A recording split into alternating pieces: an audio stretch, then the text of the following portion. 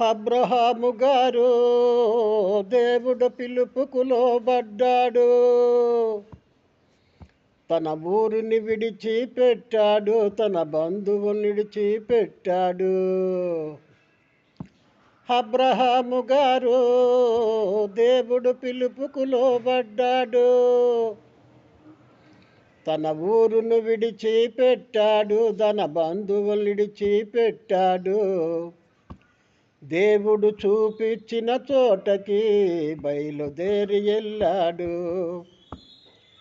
దేవుడు చూపించిన చోటకి బయలుదేరి వెళ్ళాడు. అబ్రహాము గారు దేవుడు పిలుపుకు లోబడ్డాడు. నువ్వు నడిచిన చోటంతా నీదే అన్నాడు. నువ్వెంత